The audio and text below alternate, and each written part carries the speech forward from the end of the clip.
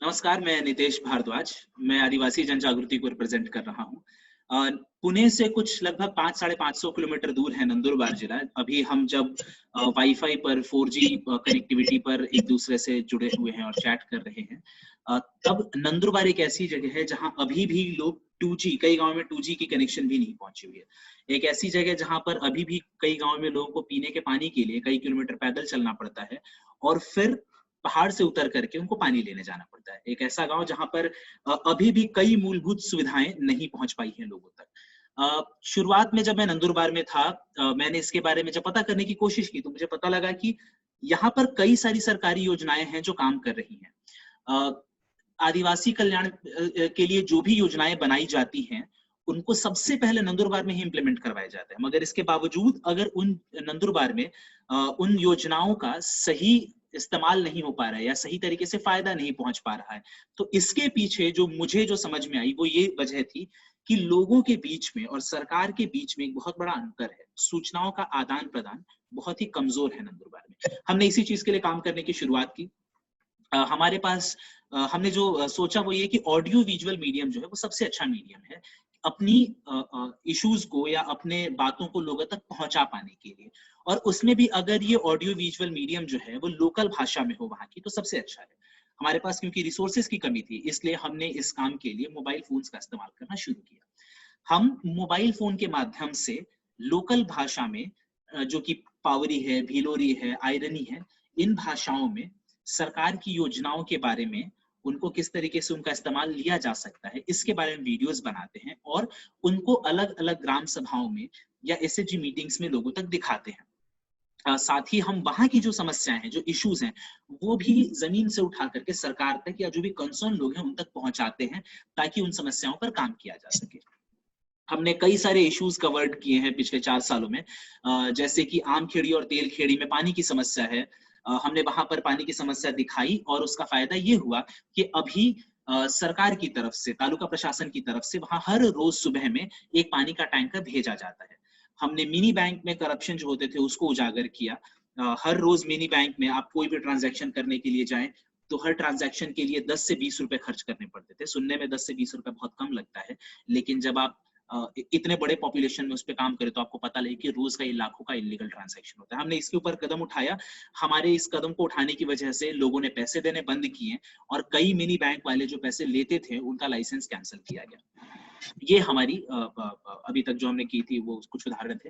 हमारा unique selling point क्या है? सबसे पहला तो ये है कि हमारा सारा का सारा ये काम जो है वो लोकलाइज्ड है। इसको करने के लिए बाहर से कोई नहीं आ रहा।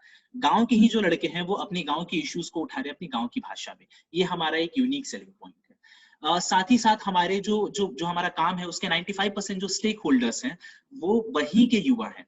कोई बाहर का आदमी उसमें इन्वॉल्व नहीं है। शायद इकलौता मैं हूँ जो बाहर से हूँ वहाँ पर।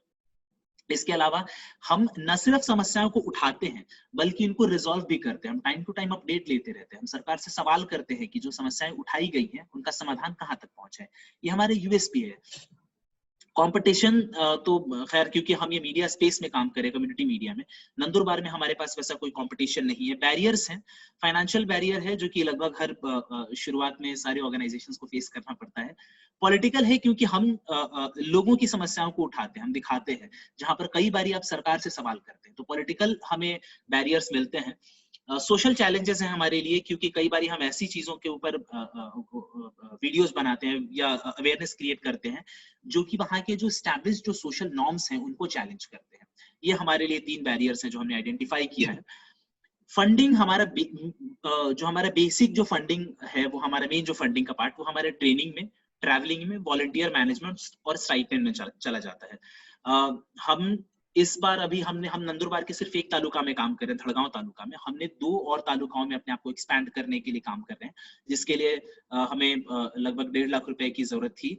अ, कोरोना की वजह से हमने सिर्फ अभी तक 20,000 का ही फंडिंग रेज़ किया हुआ है।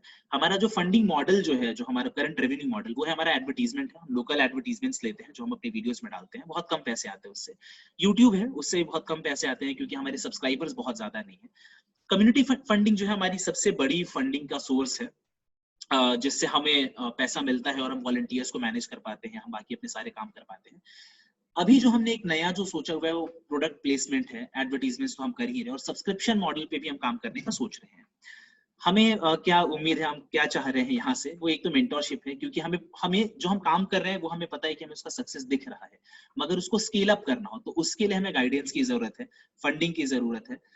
इसके अलावा रिकॉग्निशन, क्योंकि हमारे जो ज्यादातर वॉलंटियर्स जो काम कर रहे हैं वो पैसों के लिए नहीं कर रहे हैं, बल्कि इसलिए कर रहे हैं क्योंकि उनको अपने समाज की समस्याओं को सुलझाना है, उनको अपनी एक पहचान बनानी है। तो ये सारी चीजें हैं जो हम उम्मीद कर रहे हैं पाने का, मिलने का।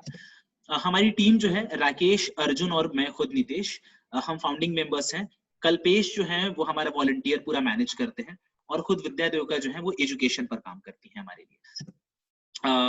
हमारा जो प्लान है वो नेक्स्ट 6 मंथ्स का, वो ये है कि अभी हम एक तालुका में काम कर रहे हैं, हम अगले कुछ महीनों में 3 तालुकाओं में बढ़ने वाले हैं, और नंदुरबार के हर जिलों तक हम अपनी पहुंच बनाना चाहते हैं।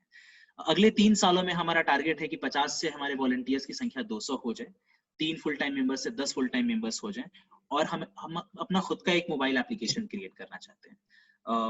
बहुत बहुत धन्यवाद। ये था मेरा छोटा सा प्रेजेंटेशन। लाइट चली गई है जिसकी वजह से शायद थोड़ा अंधेरा हो गया है। धन्यवाद।